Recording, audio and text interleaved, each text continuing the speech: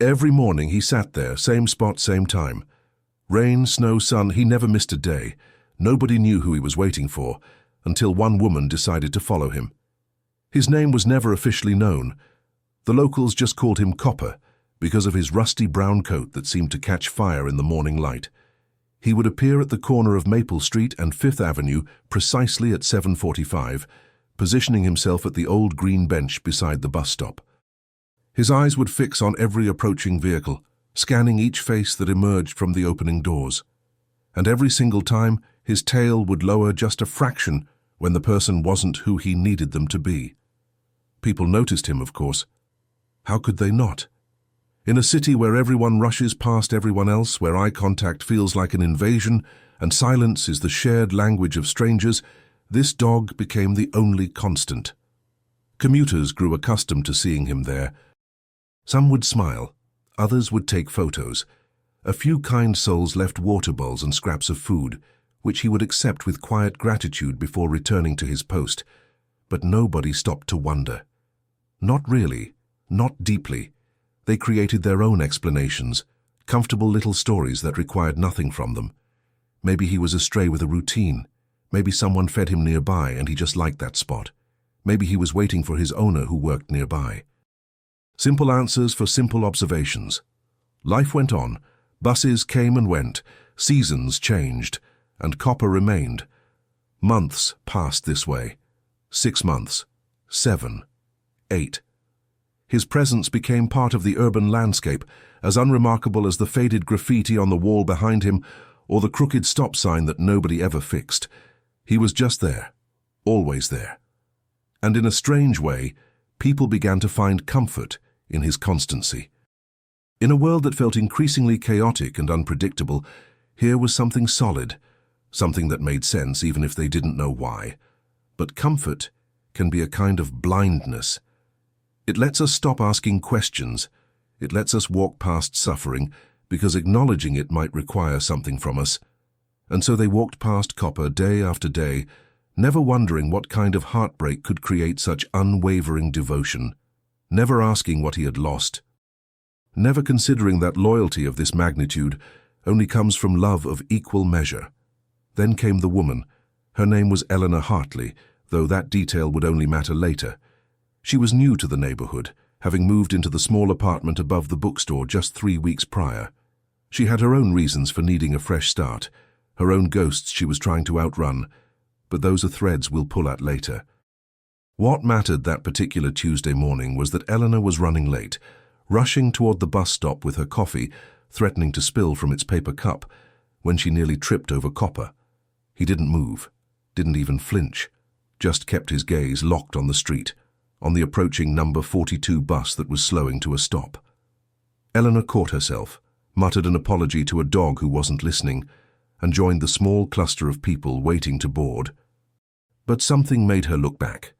Maybe it was the way he held himself, rigid with anticipation. Maybe it was the small, almost imperceptible whimper that escaped him as the bus doors opened.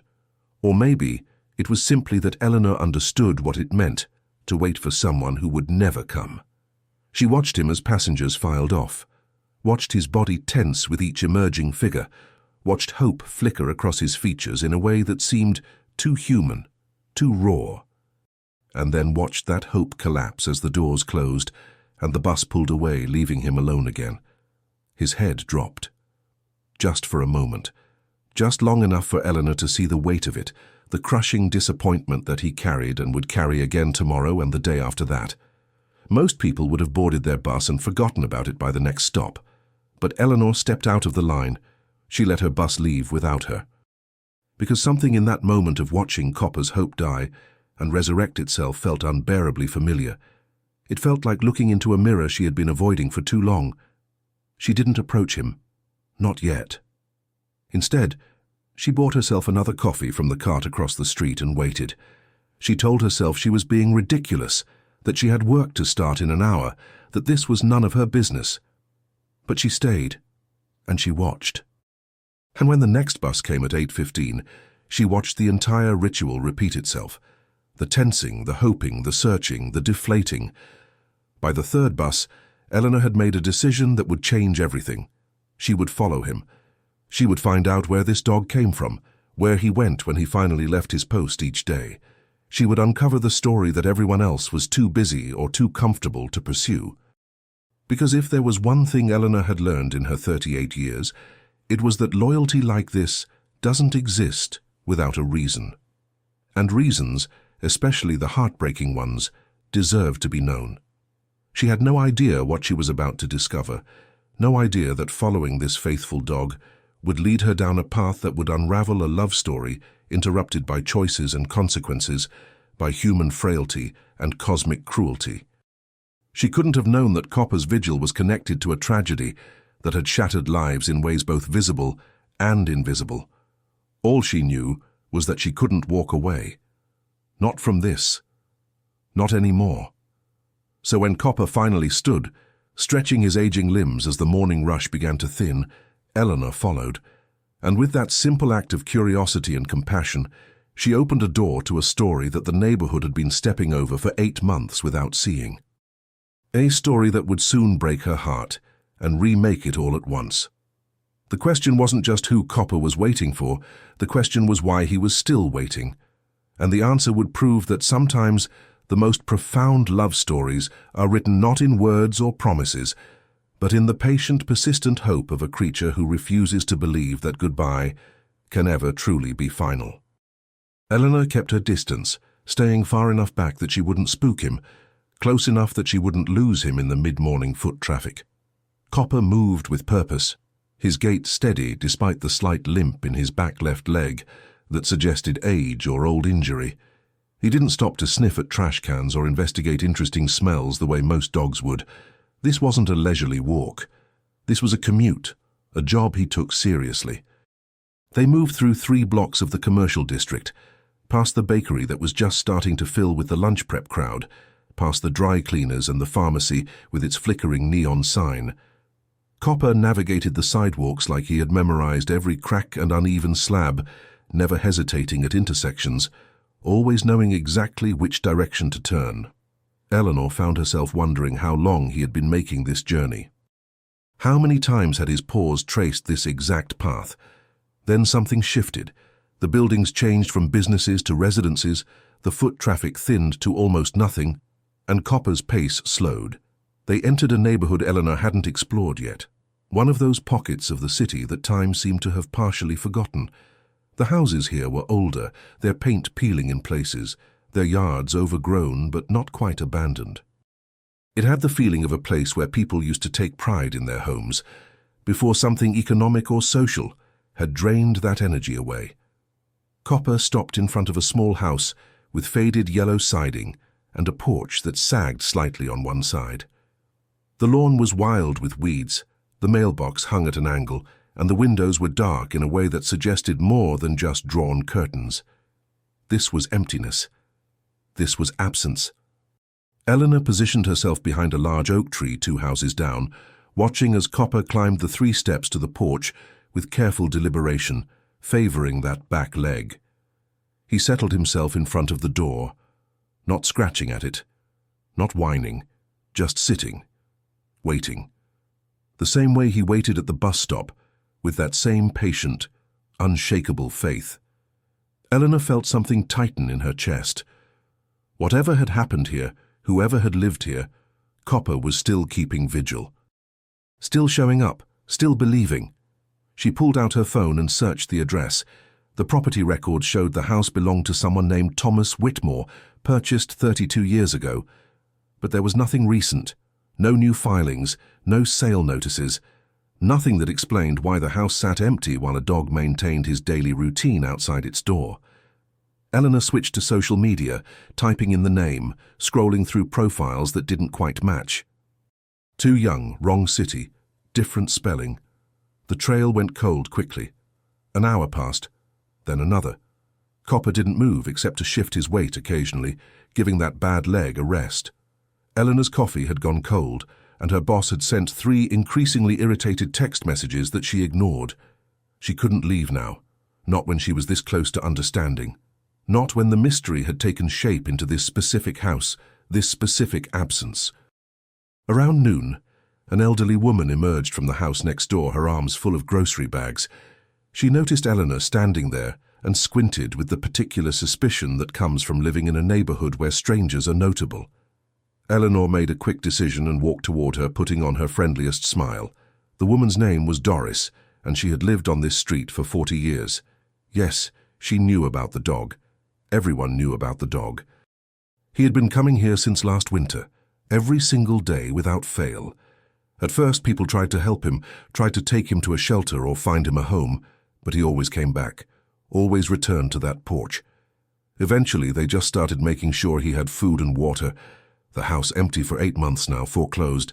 The bank owned it technically, but nobody had come to claim it or clear it out. Jan Thomas Whitmore. Doris's expression shifted, something between pity and discomfort crossing her weathered features. She didn't know all the details, she said, didn't like to gossip. But there had been an incident, something tragic. The ambulance came in the middle of the night last February. Thomas was taken away and never came back. Doris assumed he had died, though she never saw an obituary. Never heard what happened to him after that night. The house just sat there, slowly surrendering to neglect, while Copper kept his impossible watch. Eleanor felt the pieces beginning to arrange themselves, though the picture they formed was still incomplete. A man, a dog, an emergency in the night, an empty house, and a devotion that had outlasted whatever catastrophe had separated them. But why the bus stop? Why did Copper divide his time between 2 places of waiting? Doris didn't know. Nobody had thought to ask or investigate deeply enough to find out. It was just one of those sad things that happened, one of those small tragedies that neighborhoods absorbed and moved past because dwelling on them required an emotional energy most people didn't have to spare. Easier to leave out food, easier to accept the mystery without solving it. Eleanor thanked her and walked slowly back toward her observation point. She watched Copper for another 30 minutes, noting the way his ears would perk up at distant sounds, the way his body would tense slightly whenever a car passed, as if some part of him still believed that any moment could be the moment everything returned to normal, that any second the door might open and the waiting would finally be over. But the door didn't open. It hadn't opened in 8 months, and it wouldn't open today. And yet Copper remained, faithful to a promise nobody had asked him to keep, loyal to a bond that circumstances had shattered but not erased. Eleanor felt tears pressing at the corners of her eyes. She recognized this kind of grief, this refusal to accept what reality insisted was true. She had done her own version of this after her daughter had died 3 years ago, showing up at the playground they used to visit, sitting on the bench where she used to watch her swing, waiting for a ghost to materialize and make the world make sense again. She understood Copper in a way that hurt, understood that what looked like simple animal routine was actually something far more profound and heartbreaking. This was love refusing to acknowledge its own extinction. This was hope that had calcified into ritual because ritual was the only thing keeping him tethered to purpose. As the afternoon sun began its descent, Copper finally stood. He took one last long look at the closed door, then descended the porch steps and began walking back the way he had come. Eleanor followed again, already knowing where he was headed. Back to the bus stop, back to his other vigil. Because apparently, one impossible wait wasn't enough. Copper was dividing his devotion between 2 locations, 2 different expressions of the same unbreakable faith. When they reached Maple Street, Copper resumed his position on the bench. The evening commute was beginning, buses arriving with increasing frequency, and each one brought the same cycle of hope and disappointment. Eleanor sat on a bench across the street, no longer hiding, no longer pretending she had anywhere else to be. She needed to know the rest of this story. Needed to understand how these pieces connected, what had happened that February night, and why this dog believed with such certainty that waiting was the answer. The sun set. The streetlights flickered on. And still Copper waited, his eyes never leaving the street, his faith never wavering. Eleanor realized she was witnessing something most people would never see or understand, something that challenged every easy assumption about animals and emotion and the nature of love itself. This wasn't instinct. This wasn't conditioning. This was choice. Day after day, Copper was choosing to believe, choosing to hope, choosing to remain faithful to someone who couldn't return that faithfulness. And somewhere in that realization, Eleanor understood that she had to find out what happened to Thomas Whitmore. Not just for Copper's sake, but for her own. Because maybe, just maybe, understanding how this story ended would help her figure out how her own story could continue. Eleanor spent the next morning at the public library, hunched over a microfilm reader that smelled like dust and forgotten decades. She scrolled through local newspaper archives, searching for any mention of Thomas Whitmore or incidents on that street in February. The fluorescent lights hummed overhead, and the librarian had already given her 3 concerned looks, but Eleanor barely noticed. She was hunting now, following a thread that had wrapped itself around her heart and wouldn't let go. She found it on page 6 of the February 18th edition. A brief paragraph, the kind of story that gets buried because it's too sad to be sensational and too common to be newsworthy. Thomas Whitmore, 63 years old, had suffered a severe stroke in his home. A neighbor had heard his dog barking frantically around 2 in the morning and called for help. Whitmore had been transported to St. Catherine's Hospital in critical condition. That was it. No follow-up, no resolution. Just a man disappearing into the medical system while his life sat waiting for him at home. Eleanor's hands trembled as she printed the article. St. Catherine's was across town, a 30-minute drive or an hour by public transit, by bus. Her breath caught. The bus stop where Copper waited every morning, the number 42 bus. She pulled out her phone and checked the route. It ran from that corner directly to the hospital district, stopping just 2 blocks from St. Catherine's main entrance. The pieces were connecting now, forming a picture so devastating that Eleanor had to close her eyes against it. Thomas had taken that bus, probably every day for work or errands or medical appointments, and on the morning after his stroke, Copper had done what he always did. He had gone to the place where his person always returned, and he had waited. He had waited at the bus stop because that's where Thomas always came back from, and when Thomas didn't come, Copper had created a routine around both places, the house where Thomas should be, the bus stop where Thomas should arrive. 2 vigils for 1 absence. Eleanor drove to St. Catherine's that afternoon, her heart pounding against her ribs. The hospital was a sprawling complex of connected buildings, all institutional beige and glass. She approached the information desk with a confidence she didn't feel, asking about Thomas Whitmore, admitted in February following a stroke. The volunteer, a woman with kind eyes and silver hair, typed into her computer, frowned, typed some more. He was still here. 8 months later, Thomas Whitmore was still a patient at St. Catherine's, long-term care unit, 4th floor, room 417. The woman couldn't tell her more than that, privacy regulations and all, but she could tell Eleanor visiting hours and how to find the unit. Eleanor's legs felt weak as she walked to the elevator, still here, still alive.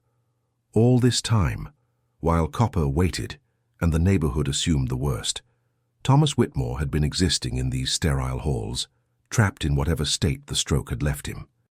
The long-term care unit was quieter than the rest of the hospital, heavy with the particular silence of lives suspended between recovery and ending. Eleanor walked slowly down the corridor, reading door numbers, her palms sweating. 415, 416, 417. She stopped outside the closed door, suddenly uncertain. What was she doing here? What right did she have to intrude on this man's suffering? What could she possibly say or do that would matter? But then she thought of Copper, sitting on that bench through rain and snow and blazing summer heat, never knowing that the person he loved was just 1 bus ride away but impossibly far. She thought of 8 months of faithfulness meeting 8 months of silence. And she knocked. A voice from inside, female and tired, called for her to enter. Eleanor pushed open the door and found herself in a small room dominated by medical equipment and the soft beeping of monitors. In the bed lay a man who had clearly once been robust, but had been whittled down by months of immobility. His hair was white, his face slack on one side, his eyes open but unfocused. In a chair beside him sat a woman in her 40s, her face drawn with exhaustion that went beyond lack of sleep. The woman looked up at Eleanor with confusion. She wasn't a nurse or doctor, that much was clear. Eleanor introduced herself, fumbling for words, finally settling on a version of the truth. She lived in Thomas's neighborhood. She had noticed the house was empty. She wanted to make sure he was all right, to see if there was anything that needed taking care of. It was flimsy, but the woman's expression softened with something like gratitude. Her name was Jennifer, Thomas's daughter. She lived 3 states away and had been trying to manage his care from a distance, flying in when she could, drowning in medical bills and impossible decisions. The stroke had been massive. Her father was conscious in some technical sense, but he couldn't speak, couldn't move his right side, couldn't really interact with the world in any meaningful way. The doctors said he might improve. They also said he might not. They said a lot of things that all added up to uncertainty and waiting, and a kind of grief that had no clear endpoint. Eleanor asked the question that mattered. Did he have a dog? Jennifer's face crumpled slightly, fresh pain crossing features already etched with it. Yes, Copper. Her father's best friend for the past 9 years. They had been inseparable. Thomas had rescued him from a shelter, or maybe Copper had rescued Thomas after Eleanor's mother died. It had been hard to tell who needed whom more. But when the stroke happened, everything fell apart so quickly. The ambulance, the emergency surgery, the weeks in intensive care. By the time Jennifer could even think about the house and Copper, neighbors said the dog had vanished. She had tried to find him, put up flyers called shelters, searched the neighborhood on her brief visits home to clear out the house before foreclosure, but Copper was gone. Jennifer had assumed he had died or been taken in by someone new. She had added his loss to the growing pile of grief she carried, another piece of her father's life that the stroke had stolen, another thing she couldn't fix or save. Eleanor felt her throat tighten. She reached into her bag and pulled out her phone, swiping to the photos she had taken yesterday. Copper on his bench, Copper on the porch, Copper waiting with a patience that defied comprehension. Jennifer gasped, her hand flying to her mouth, tears spilling instantly. He was alive. He was still there. After all this time, after being abandoned through no one's fault, Copper was still keeping faith. The room filled with the sound of Jennifer's crying, 8 months of accumulated sorrow finding an outlet. Eleanor moved closer, awkwardly offering tissues, feeling her own tears fall. She explained what she had discovered.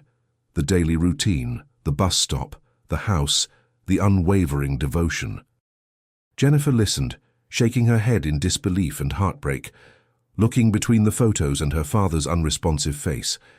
She wanted to see him, right now.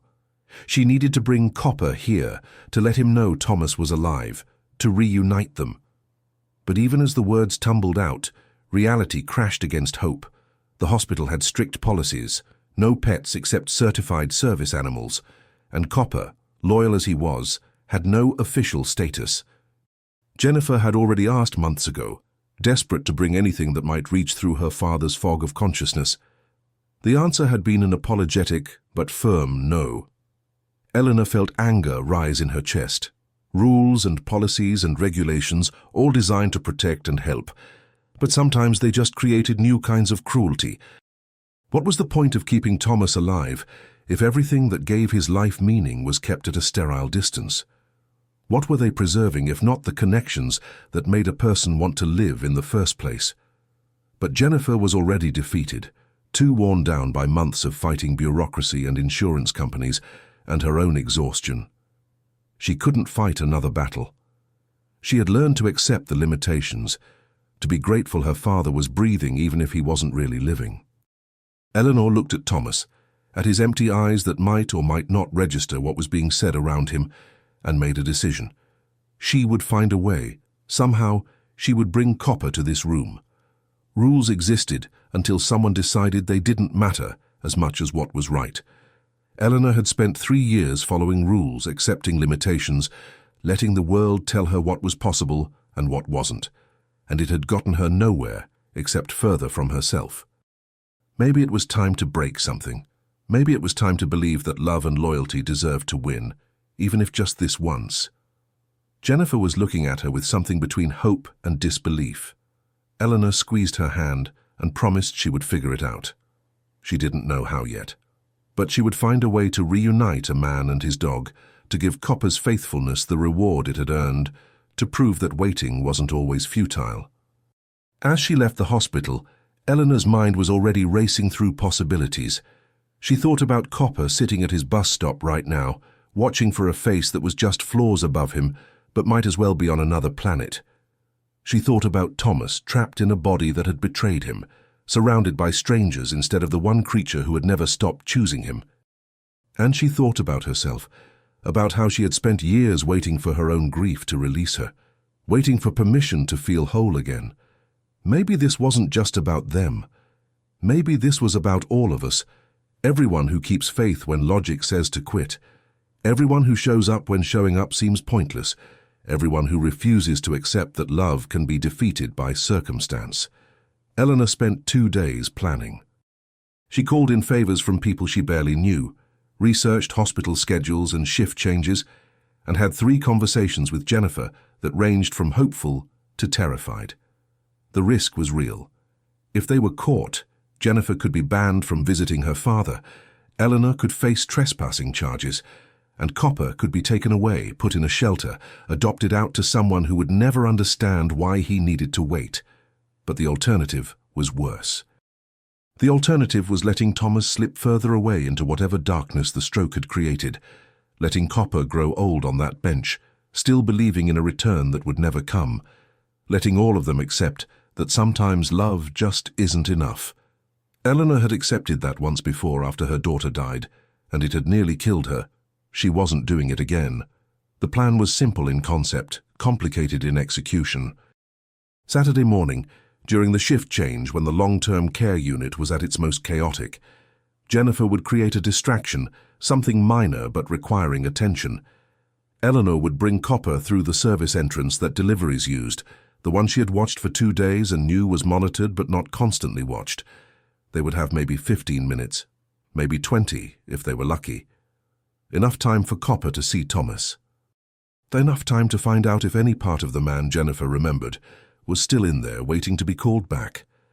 Saturday arrived with grey skies that threatened rain. Eleanor found Copper at his usual spot, sitting with that same patient dignity he wore like armor. She had brought treats, had practiced this moment, but her hands still shook as she approached him. He looked at her with mild interest, the way he looked at everyone who wasn't Thomas. She knelt down, letting him sniff her hand, speaking in soft tones about where they were going and why. Copper didn't resist when she clipped a leash to his collar. He seemed to understand, in that way dogs sometimes do, that something different was happening, that this stranger with sad eyes was offering him something. They walked together to Eleanor's car, and Copper climbed into the back seat without hesitation. Eleanor caught his reflection in the rearview mirror as she drove. His ears were up, alert, hopeful in a way she hadn't seen at the bus stop, like some part of him knew. They met Jennifer in the parking garage at 9:45. She looked like she hadn't slept, her eyes red-rimmed but determined. She reached out to touch Copper, and the dog's entire body went rigid.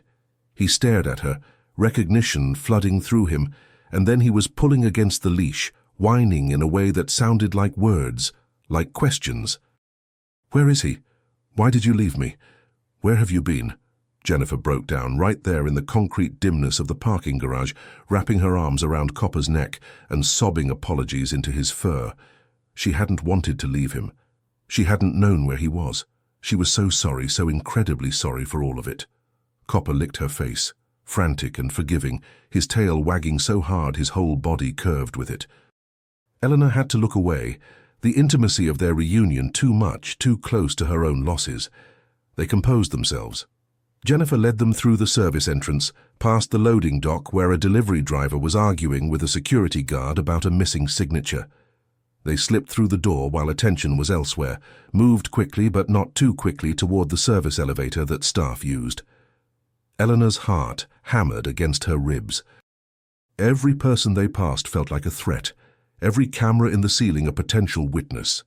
4th floor, the long-term care unit. The halls were busier than Eleanor had seen them, nurses rushing between rooms, someone's family having what looked like a difficult conversation with a doctor.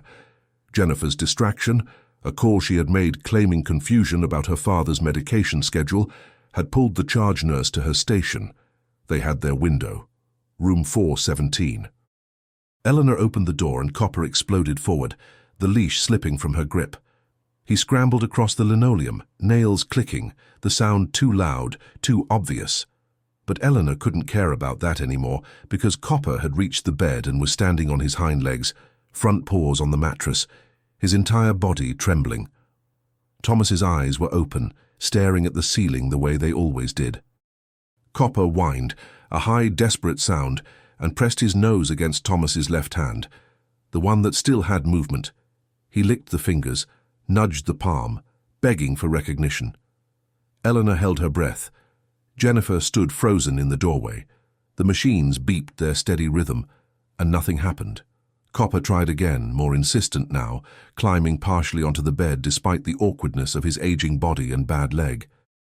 He put his head on Thomas's chest, right over his heart, and made a sound that was half howl, half sob, the kind of sound that comes from the deepest places of loss. Eleanor felt tears streaming down her face. This wasn't working. Thomas was too far gone. They had risked everything for nothing. But then Thomas's left hand moved, just slightly, just enough.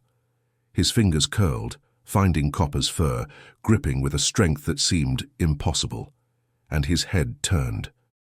Slowly, with obvious difficulty, fighting against whatever walls the stroke had built in his brain, Thomas Whitmore turned his head and looked at his dog. His mouth moved. The right side stayed slack, but the left side formed shapes, sounds that weren't quite words but were trying to be. Copper pressed closer, his tail beating against the bed rail, his whole body communicating joy and relief, and 8 months of accumulated need.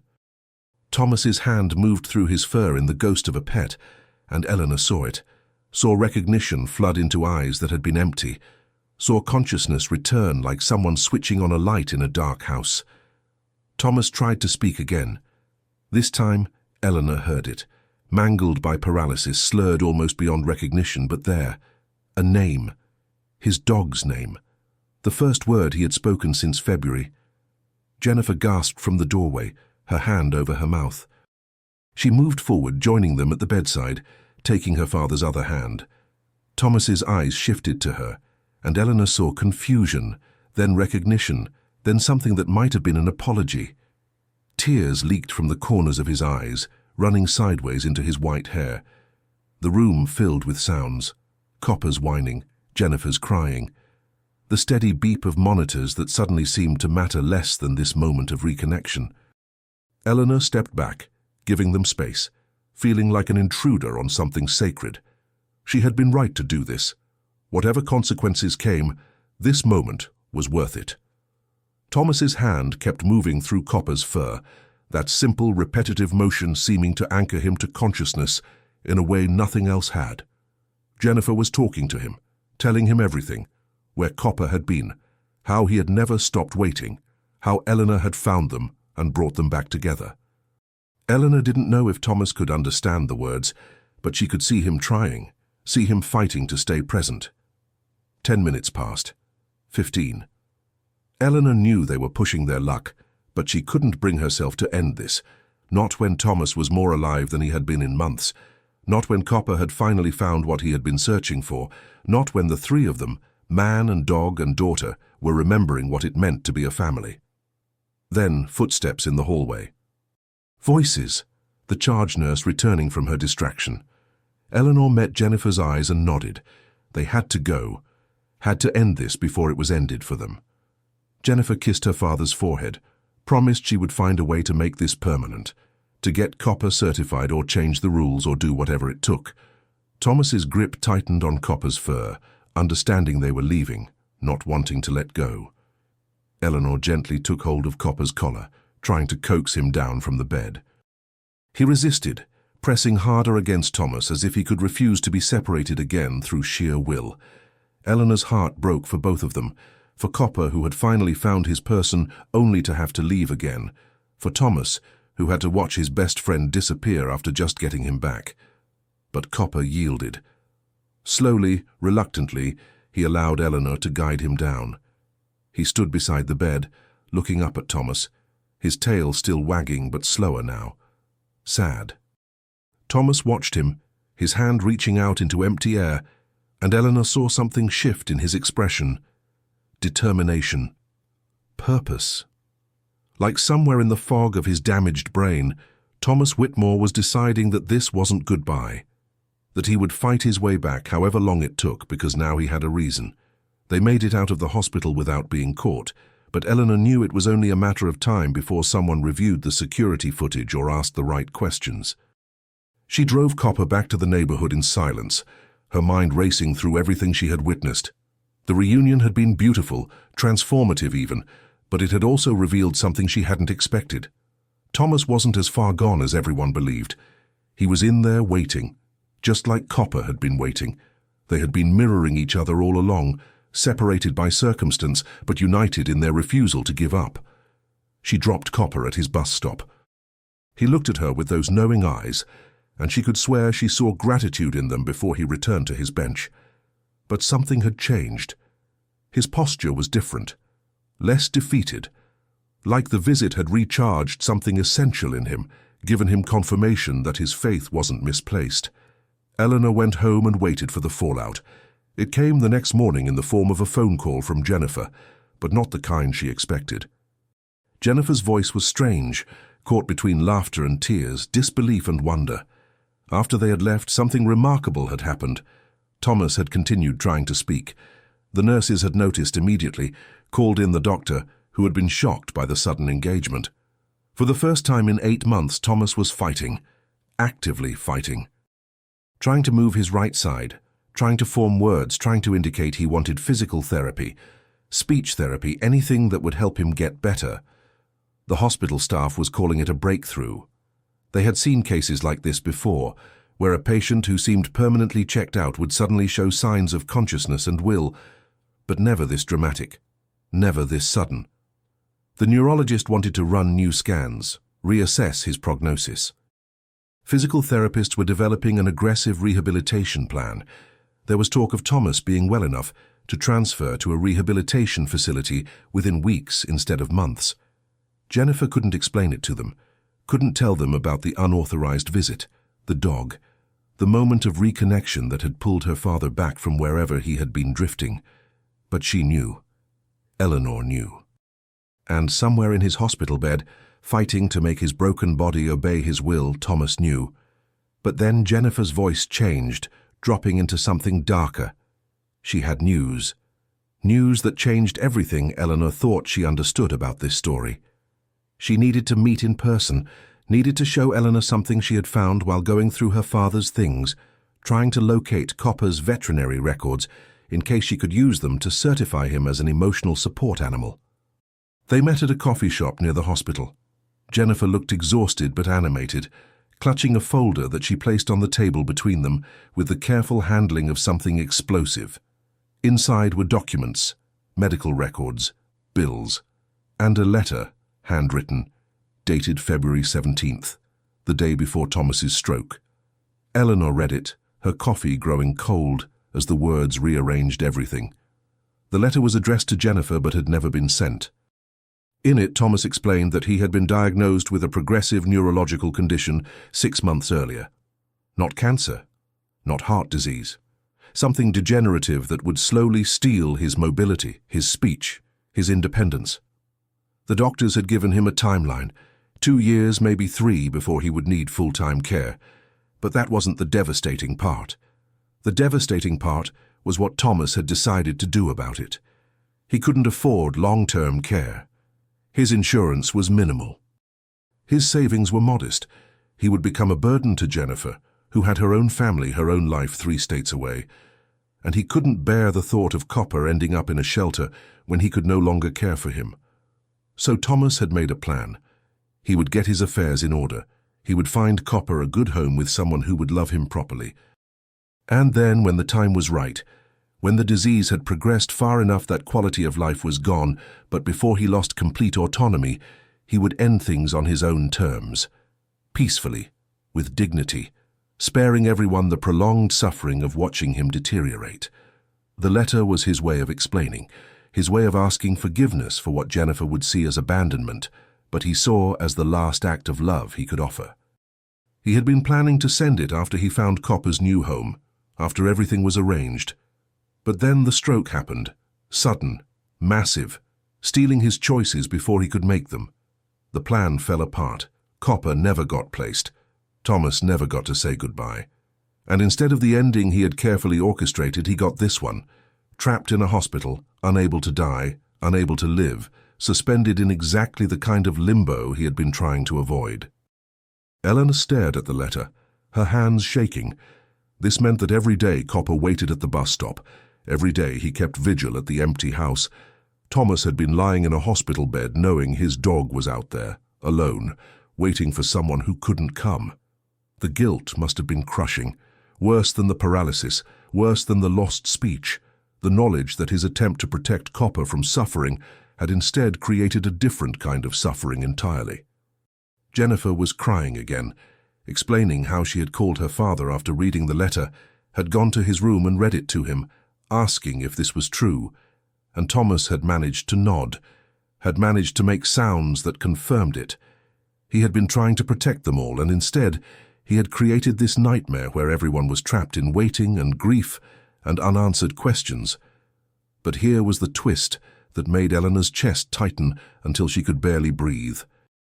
Jennifer had kept reading the documents in the folder, and she had found something else, an application, filled out but never submitted, to a program that trained and certified emotional support animals for people with degenerative neurological conditions.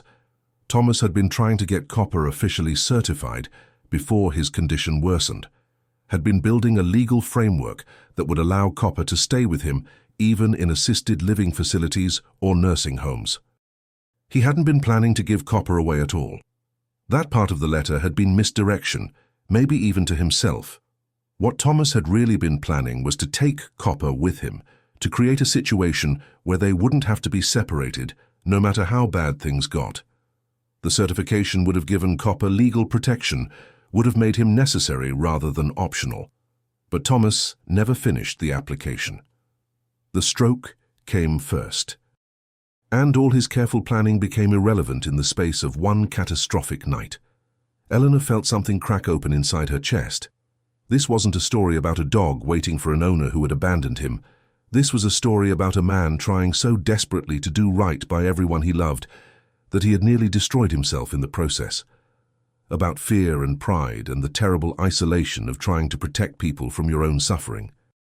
About how sometimes our attempts to spare others pain just create different, worse kinds of pain.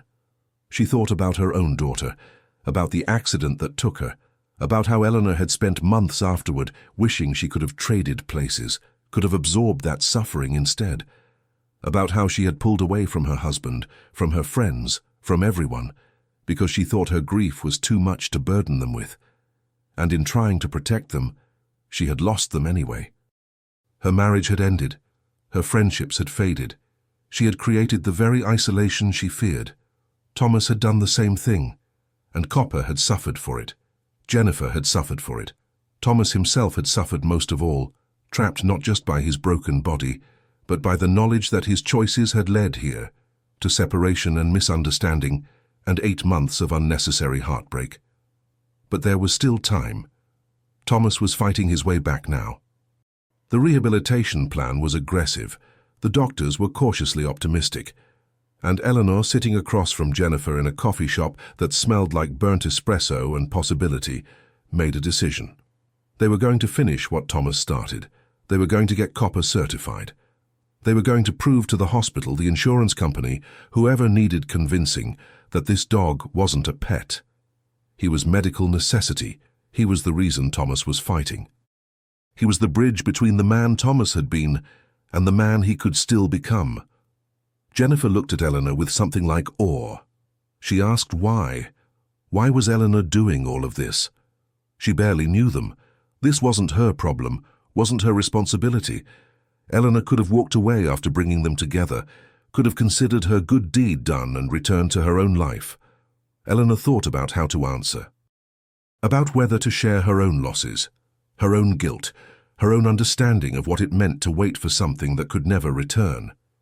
In the end, she kept it simple.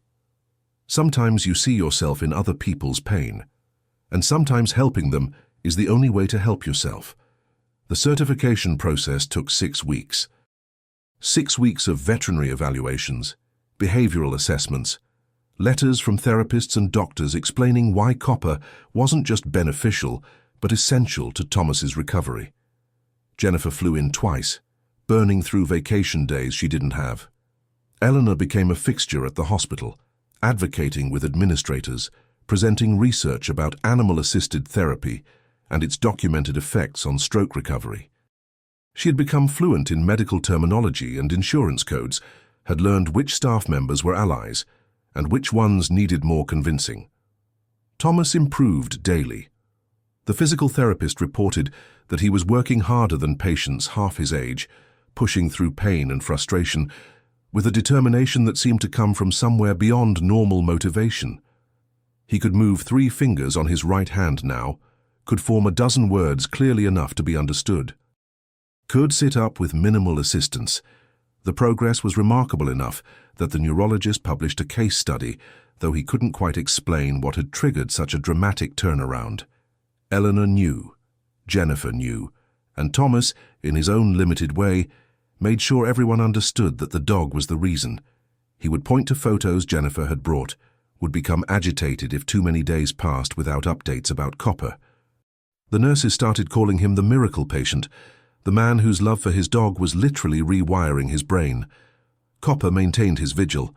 Eleanor checked on him every day, bringing food and water, sitting with him during the evening commute. But she noticed changes. He seemed calmer, more patient, like he understood now that the waiting had purpose, that it would end eventually. Other regulars at the bus stop had started acknowledging him, learning his story through Eleanor, bringing treats and toys. Copper had become a neighborhood symbol of something people couldn't quite name, but desperately needed to believe in. The certification came through on a Thursday afternoon. Eleanor got the call while sitting with Copper, watching the buses come and go. She looked down at the dog who had taught her more about faith and persistence than any sermon or self-help book, and told him the news. Tomorrow, he could go home. Tomorrow, the waiting would finally be over. That night, Eleanor barely slept.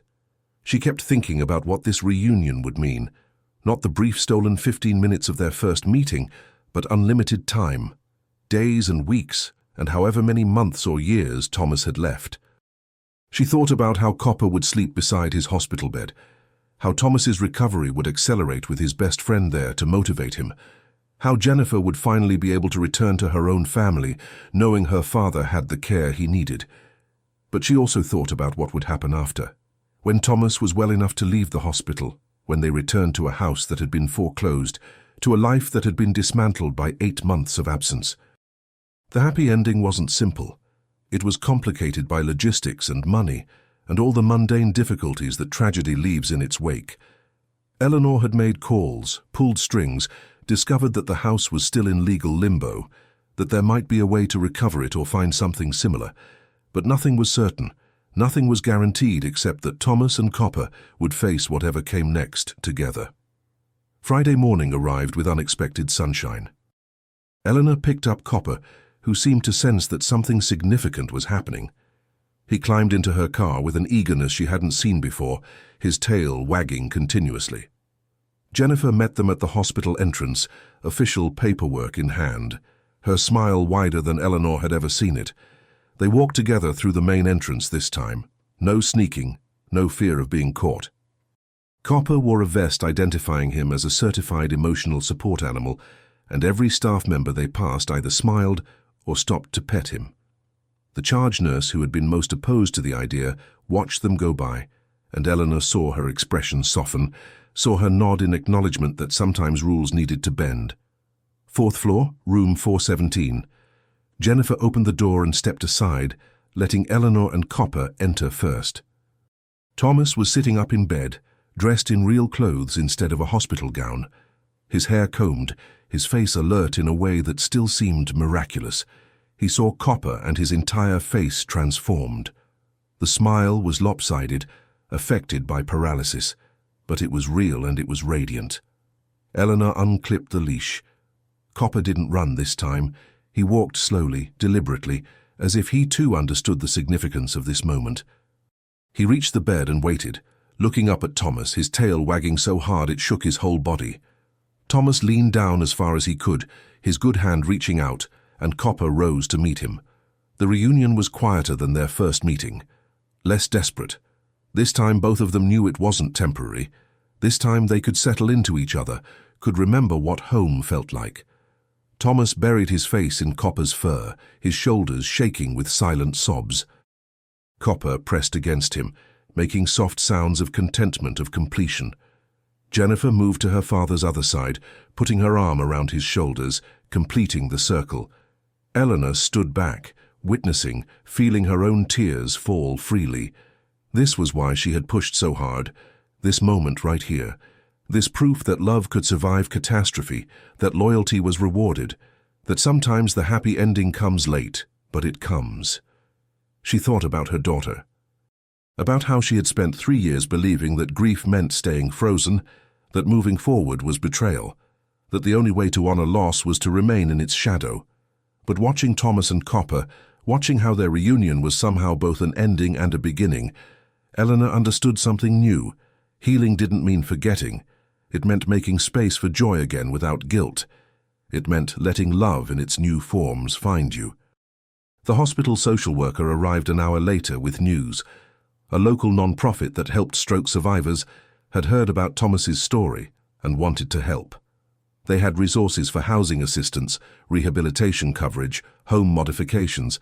It wasn't everything, but it was enough to build on, enough to create possibility where there had only been obstacles. Over the following weeks, Eleanor watched Thomas continue to improve. Copper became a permanent fixture in room 417, sleeping on a bed beside Thomas, accompanying him to physical therapy, providing motivation that no amount of medical intervention could match. Other patients started asking if they could visit with Copper, and the hospital administrators began discussing a broader animal therapy program.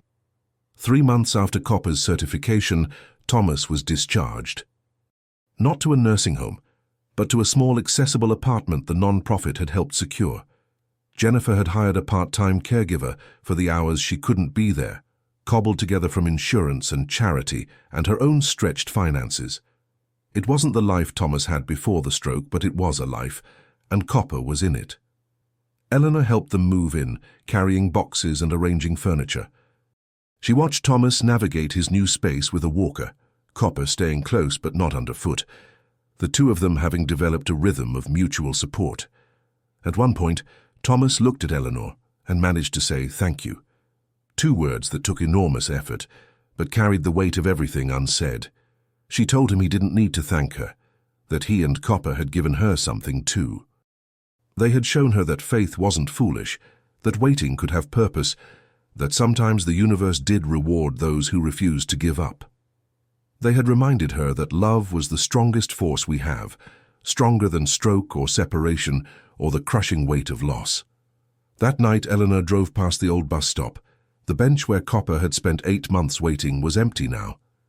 Someone had left flowers there, a small memorial to faithfulness that the neighborhood had witnessed and been changed by. Eleanor stopped her car and got out, standing in the spot where she had first really seen Copper, where this whole unlikely journey had begun. She thought about how easy it would have been to walk past, to assume someone else would help, to decide it wasn't her responsibility. And she thought about all the other Coppers in the world, all the souls keeping vigil for what they've lost, waiting for someone to see them, to care enough to ask why.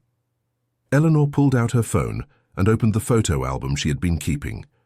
Copper at his bus stop, Thomas in his hospital bed, their first reunion, their second, the move-in day at the apartment.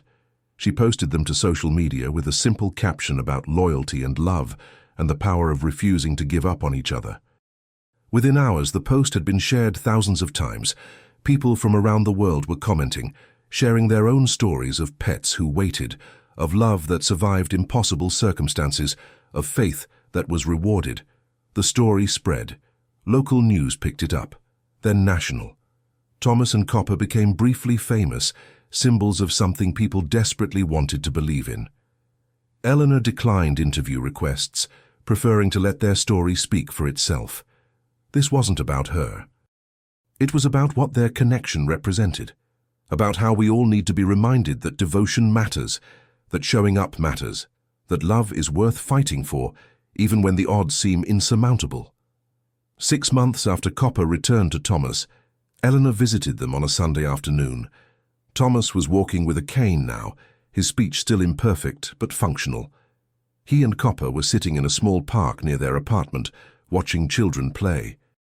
Thomas was throwing a tennis ball short distances, and Copper was retrieving it with obvious patience for his person's limitations. They sat together, 3 survivors of different tragedies, bound by the strange grace of having found each other. Thomas asked Eleanor how she was doing, really doing. It was the first time anyone had asked in years, and Eleanor found herself telling him the truth, that she was better, that helping them had helped her, that she was learning to live again instead of just existing. Thomas nodded, understanding in a way that didn't require many words. Copper rested his head on Eleanor's knee, his eyes content, his vigil finally complete. And Eleanor realized that this was the real ending, not the dramatic reunion or the certification or even Thomas's recovery.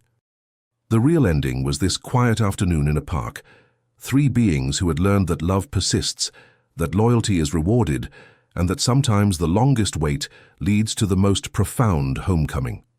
The lesson wasn't complicated. It was simple enough for a dog to teach and profound enough to change lives. Show up, keep faith, love without conditions, wait with hope, and trust that even when the world seems designed to break your heart, there are still moments of grace waiting to remake it. What's your story of unwavering loyalty, or a time when refusing to give up changed everything? Share it in the comments below.